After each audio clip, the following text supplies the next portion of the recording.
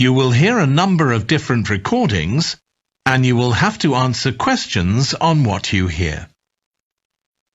There will be time for you to read the instructions and questions, and you will have a chance to check your work. All the recordings will be played once only. The test is in 4 sections. At the end of the test, you will be given 10 minutes to transfer your answers to an answer sheet. Now turn to Section 1.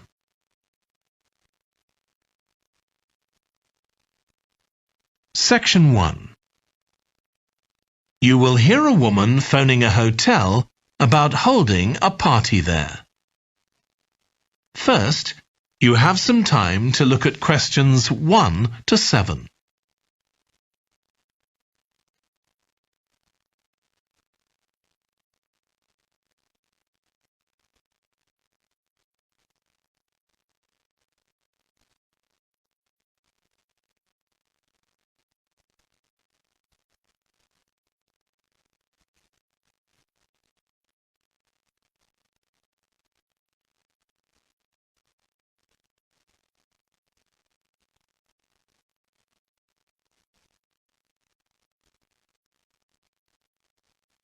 You will see that there is an example that has been done for you.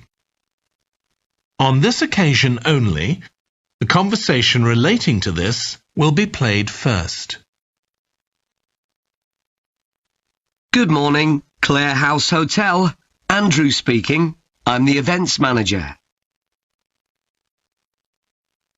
Andrew is the events manager. So events has been written in the space. Now we shall begin. You should answer the questions as you listen, because you will not hear the recording a second time. Listen carefully and answer questions 1 to 7. Good morning, Clare House Hotel. Andrew speaking. I'm the events manager. Good morning, Andrew. My name's Samantha. I'm arranging a party for my parents' 50th wedding anniversary, and I'm ringing to ask about hiring a room sometime next September. Also, my parents and several of the guests will need accommodation. OK, I'm sure we can help you with that. Will you be having a sit-down meal or a buffet? Probably a sit-down. And do you know how many people there'll be? Around 80, I think. Well, we have 2 rooms that can hold that number.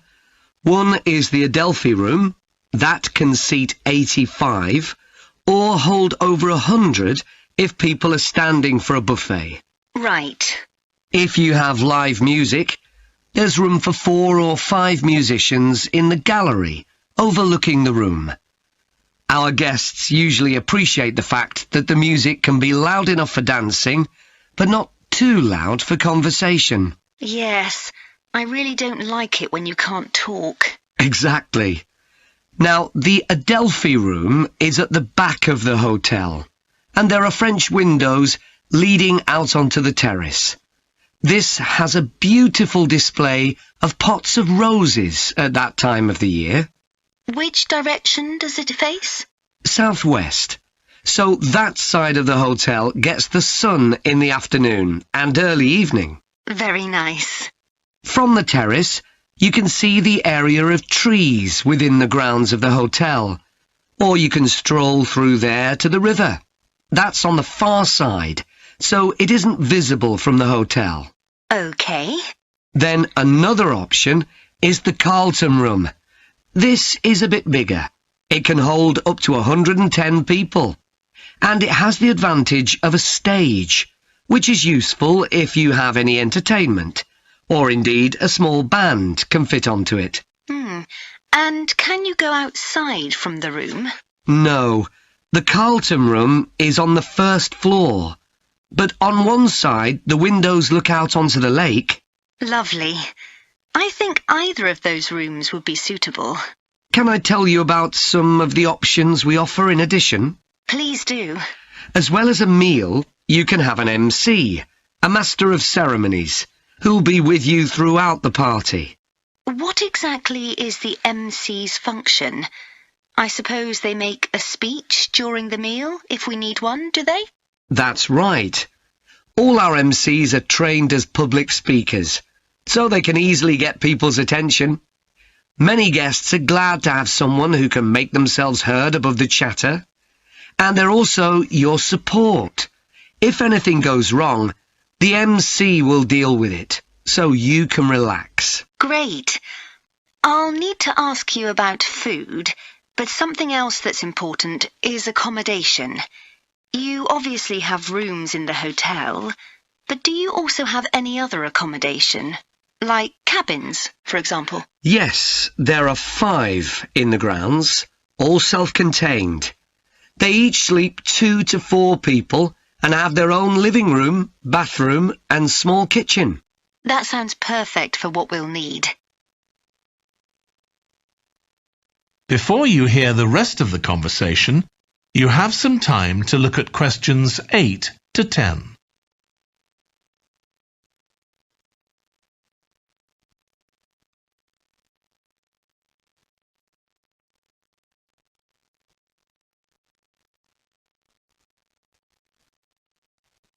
Now listen and answer questions 8 to 10. Now, you have various facilities, don't you? Are they all included in the price of hiring the room? The pool, for instance? Normally you'd be able to use it, but it'll be closed throughout September for refurbishment, I'm afraid. The gym will be available, though, at no extra charge. That's open all day from 6 in the morning until midnight. Right. And the tennis courts, but there is a small additional payment for those. We have 4 courts, and it's worth booking in advance if you possibly can, as there can be quite a long waiting list for them. Right. Now, could we discuss the food? This would be dinner around 7 o'clock, and... That is the end of section 1. You now have half a minute to check your answers.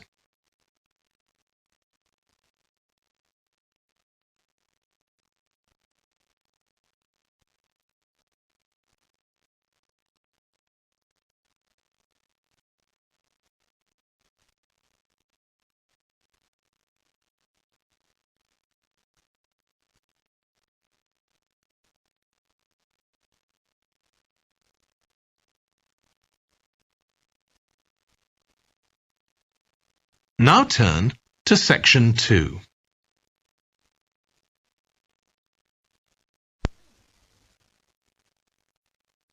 Section 2. You will hear a holiday company representative talking to a group of tourists in a large hotel about things they can do during their holiday. First, you have some time to look at questions 11 to 16.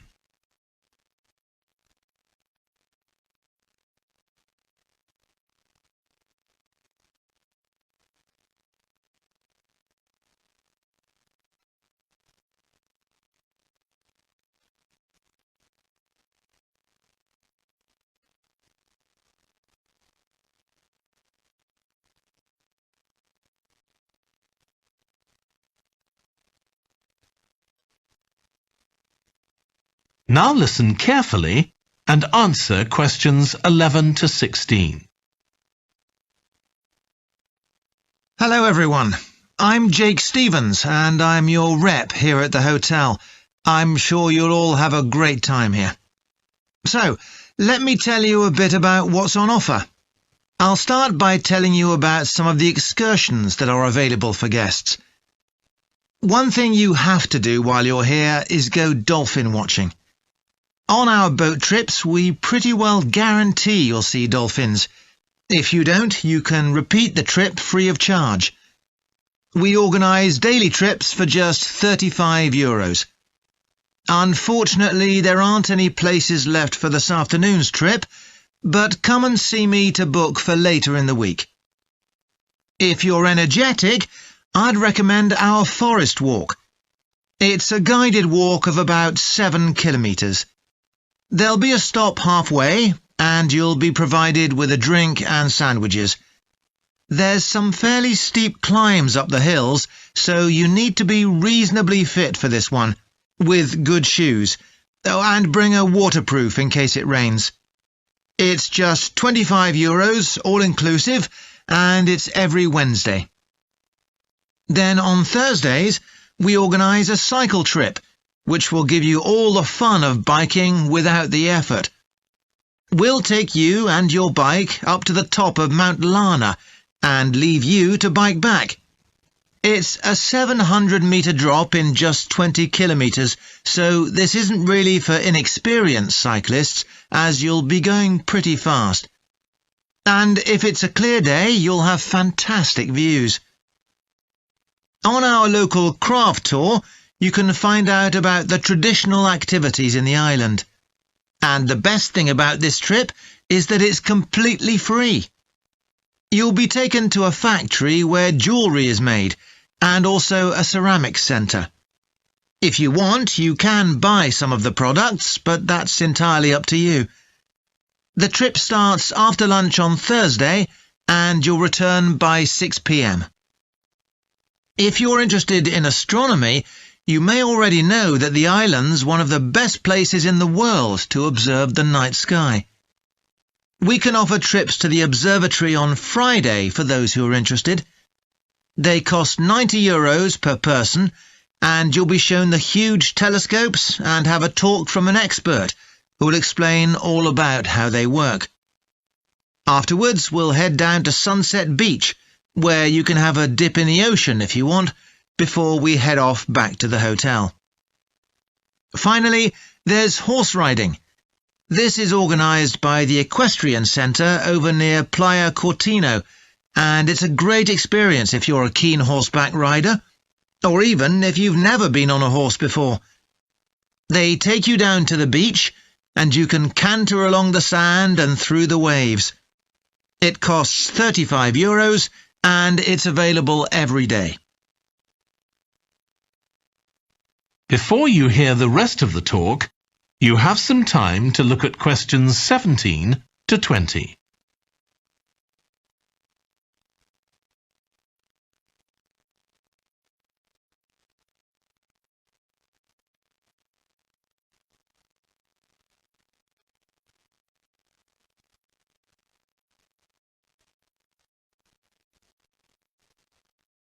Now listen and answer questions 17 to 20. So, there's plenty to do in the daytime, but what about nightlife? Well, the number one attraction's called Musical Favourites.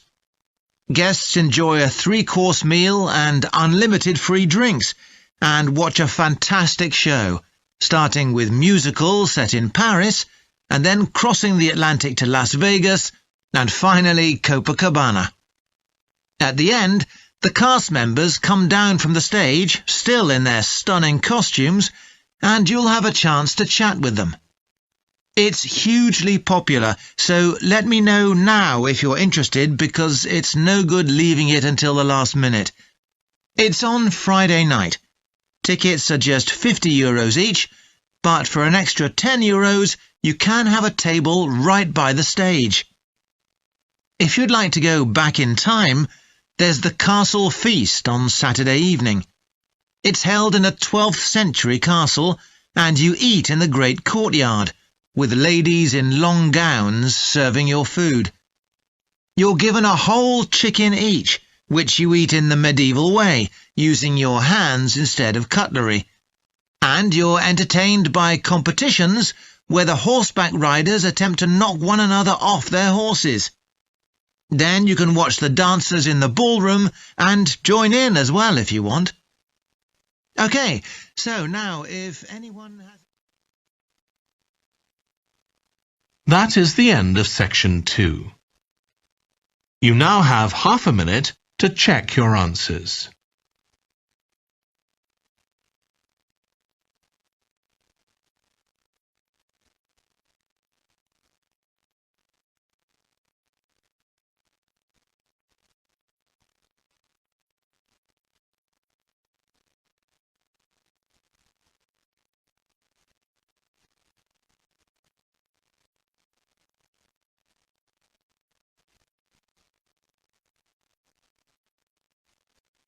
Now turn to Section 3.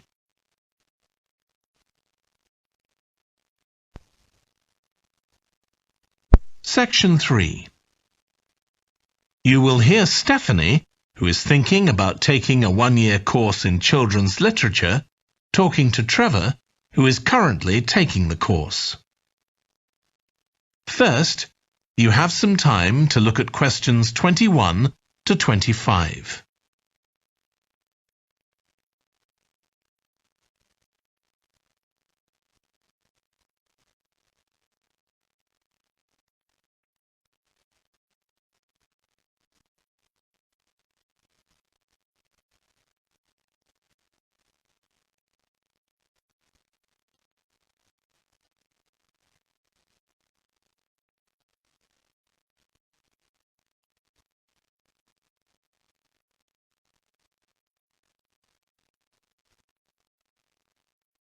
Now listen carefully and answer questions 21 to 25. Hello, Trevor. Hello, Stephanie. You said you wanted to talk about the course I'm taking on literature for children. That's right. I'm thinking of doing it next year, but I'd like to find out more about it first. OK, well, as you probably know, it's a one-year course. It's divided into 6 modules, and you have to take all of them.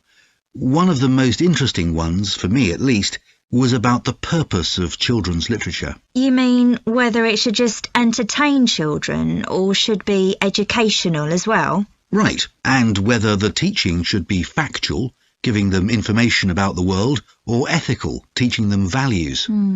What's fascinating is that the writer isn't necessarily conscious of the message they're conveying. For instance, a story might show a child who has a problem as a result of not doing what an adult has told them to do, implying that children should always obey adults. Oh, I see what you mean. That module made me realise how important stories are. They can have a significant effect on children as they grow up. Actually, it inspired me to have a go at it myself, just for my own interest. I know I can't compete with the really popular stories, like the Harry Potter books. They're very good. And even young kids like my 7-year-old niece love reading them. I'm very interested in illustrations in stories. Is that covered in the course? Yes, there's a module on pictures and how they're sometimes central to the story. That's good. I remember some frightening ones I saw as a child, and I can still see them vividly in my mind years later. Pictures can be so powerful, just as powerful as words. I've always enjoyed drawing, so that's the field I want to go into when I finish the course. I bet that module will be really helpful. I'm sure it will. We also studied comics in that module, but I'm not convinced of their value, not compared with books. One of the great things about words is that you use your imagination, but with a comic you don't have to. But children are so used to visual input on TV, video games and so on. There are plenty of kids who wouldn't even try to read a book, so I think comics can serve a really useful purpose. You mean it's better to read a comic than not to read at all? Yes, I suppose you're right. I just think it's sad when children don't read books. What about books for girls and books for boys? Does the course go into that? Yes, there's a module on it. For years, lots of stories, in English at least, assumed that boys went out and did adventurous things, and girls stayed at home and played with dolls. I was amazed how many books were targeted at just one sex or the other. Of course, this reflects society as it is when the books are written. That's true. So it sounds as though you think it's a good course. Definitely. Before you hear the rest of the discussion, you have some time to look at questions 26 to 30.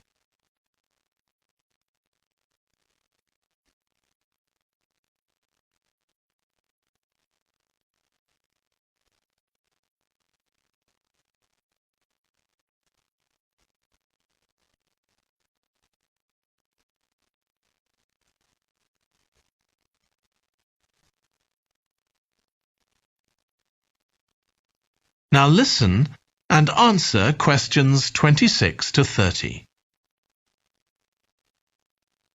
Have you been reading lots of children's stories to help you decide whether to take the course? Yeah, I've gone as far back as the late 17th century, though I know there were earlier children's stories. So does that mean you've read Perrault's fairy tales, Cinderella, the Sleeping Beauty, and so on?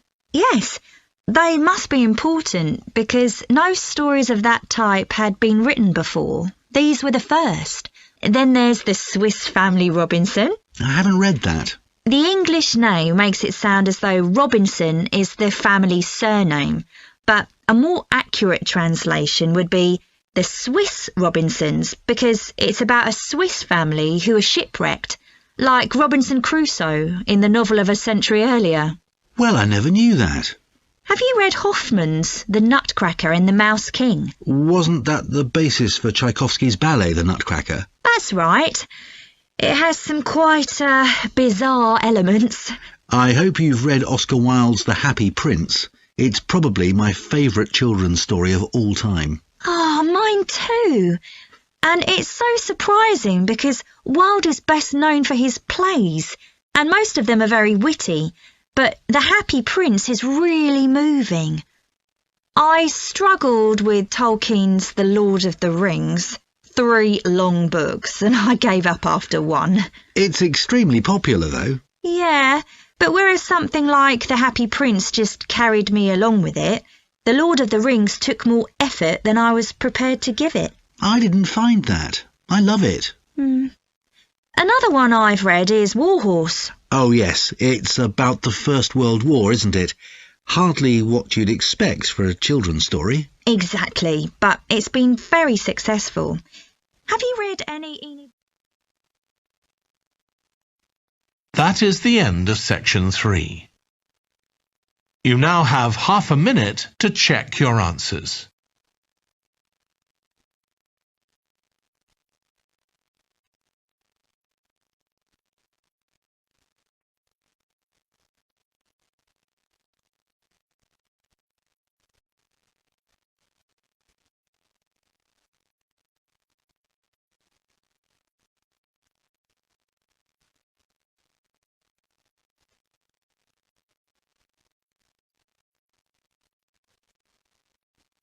Now turn to section 4.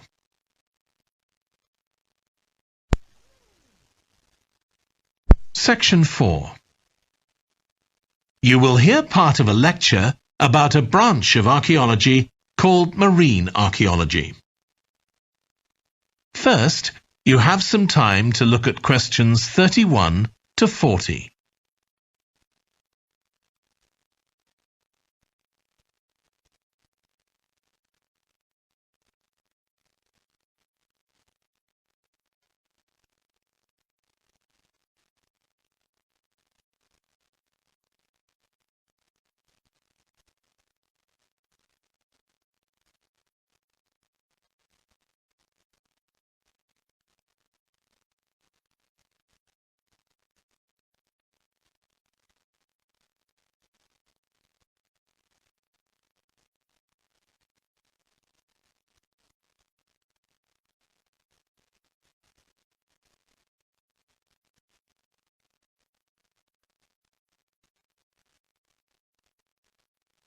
Now listen carefully and answer questions 31 to 40.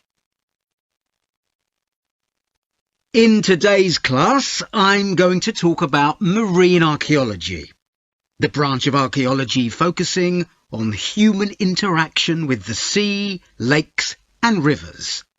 It's the study of ships, cargoes, shipping facilities and other physical remains.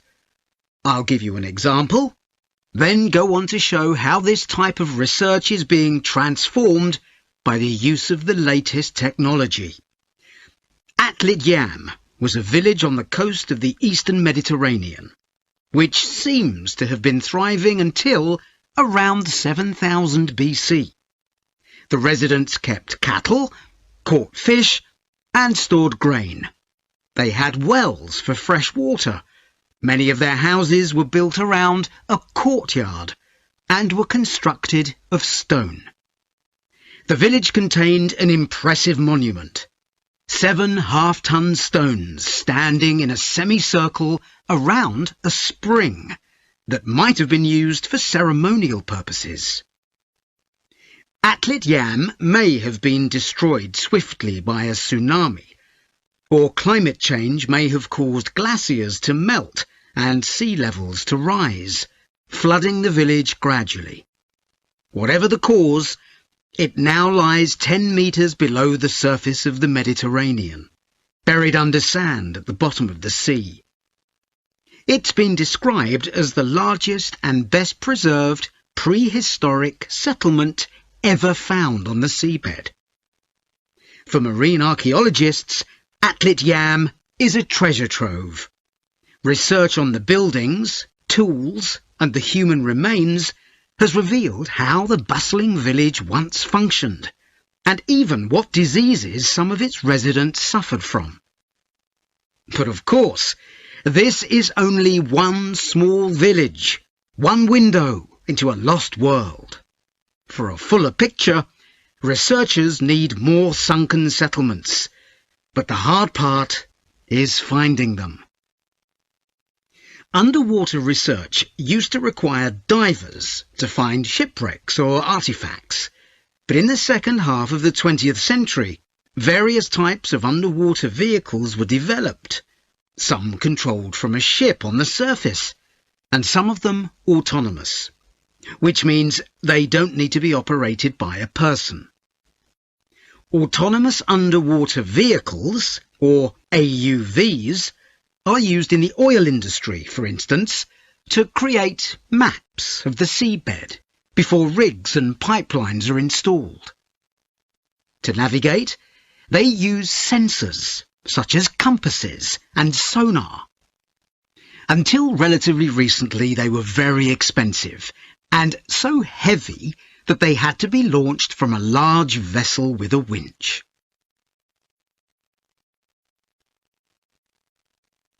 But the latest AUVs are much easier to manoeuvre.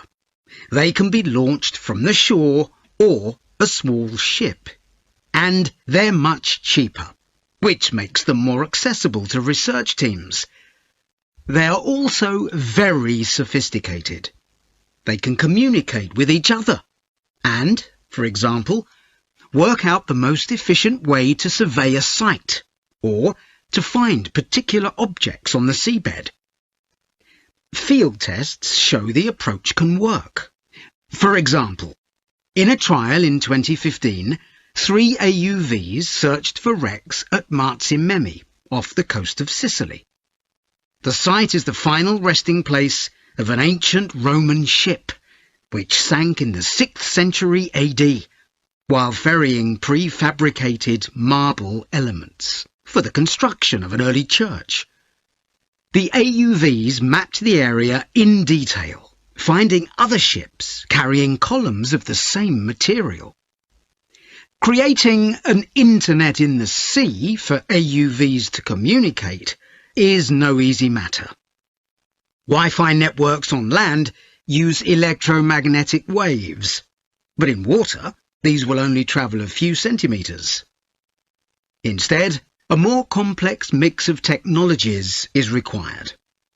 For short distances, AUVs can share data using light, while acoustic waves are used to communicate over long distances. But more creative solutions are also being developed, where an AUV working on the seabed offloads data to a second AUV, which then surfaces and beams the data home to the research team using a satellite. There's also a system that enables AUVs to share information from seabed scans and other data. So, if an AUV surveying the seabed finds an intriguing object, it can share the coordinates of the object, that is, its position, with a nearby AUV that carries superior cameras, and arrange for that AUV to make a closer inspection of the object. Marine archaeologists are excited about the huge potential of these AUVs for their discipline. One site where they're going to be deployed is the Gulf of Baratti off the Italian coast. In 1974, a 2,000-year-old Roman vessel was discovered here in 18 metres of water.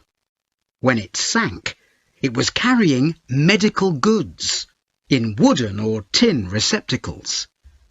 Its cargo gives us insight into the treatments available all those years ago, including tablets that are thought to have been dissolved to form a cleansing liquid for the eyes. Other Roman ships went down nearby, taking their cargoes with them. Some held huge pots made of terracotta. Some were used for transporting cargoes of olive oil, and others held wine. In many cases, it's only these containers that remain, while the wooden ships have been buried under silt on the seabed. Another project that's about to be... That is the end of section 4. You now have half a minute to check your answers.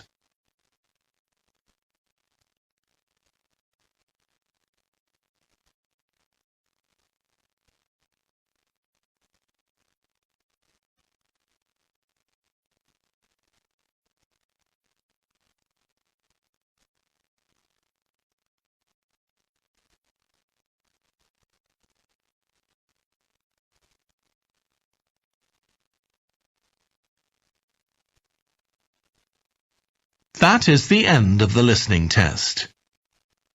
In the IELTS test, you would now have 10 minutes to transfer your answers to the answer sheet.